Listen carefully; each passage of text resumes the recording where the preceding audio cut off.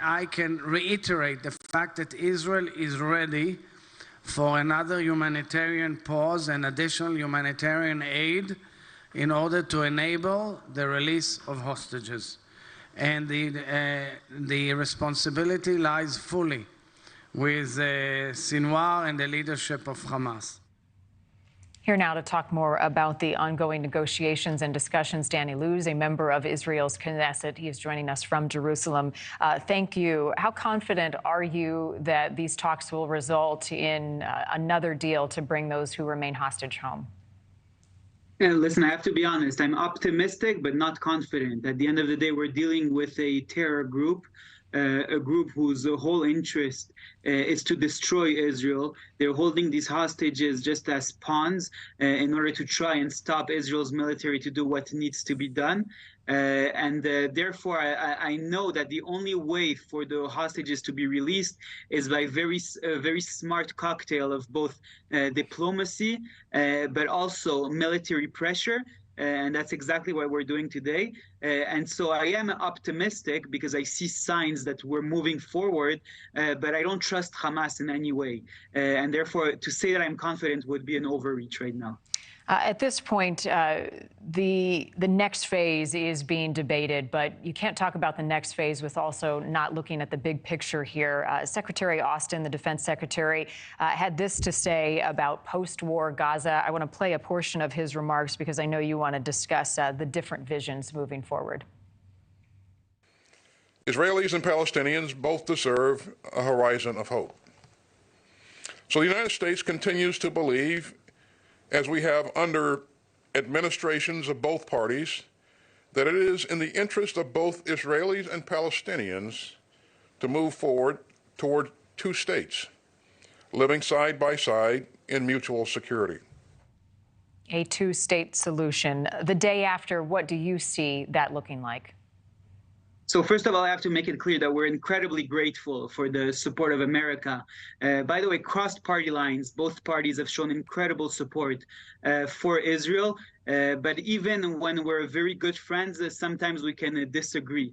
America right now is pushing for the Palestinian Authority to go back into Gaza and take control of Gaza as a stepping stone to a two-state solution, as we've heard the defense secretary say. I think this would be a very big mistake. The Palestinian Authority has shown in the past, and is still today, supporting terror. They pay salaries to terrorists. They pay salaries to terrorists according to the number of people that they killed. This includes the murderer, the terrorist that murdered a 3-month-old Hadassah Fogel in her bed, in her crib. And they pay her a salary. They pay him, the terrorist, a salary for that. They name streets after terrorists. The Palestinian Authority educates children in schools to hate children, glorifying terrorists such as Dalal Mughrabi that did a horrible terrorist attack in road number 2 in Israel. That's the Palestinian Authority we're dealing with, and that's a body that we cannot trust, that we cannot reinforce. Not only that, but handing over Gaza to the Palestinian Authority is something that we've tried in the past. In 2005, Israel left Gaza and handed it over to the Palestinian Authority, hoping for peace. The Palestinian Authority and the Palestinians could have turned Gaza into Singapore, into an incredible place. But instead, Hamas took over because the Palestinian Authority is weak, and they turned it into a terror state. That's basically what they did. Now, the last point I want to make is also something about the timing. Giving the Palestinian states, the Palestinians a state at this point after the October 7th massacre in this timing would give a message all around the world that massacres work, that massacres are a way for us to get diplomatic points, that terror can bring us diplomatic gains. And that's a message that would resonate all around the world. It's a very big mistake to do so. We don't want to give a message that Hamas terrorism worked. We want to make it clear that actually what Hamas terrorism did is lead to the eradication of Hamas and to Gaza being left without any Hamas. And that's the message that we need to give the whole world. And once this message is given, once it's very clear that we can work on rebuilding Gaza, we can work on working with our partners, including moderate Arab countries that unlike the Palestinian Authority educate nowadays for peace with Israel, the Abraham Accords countries,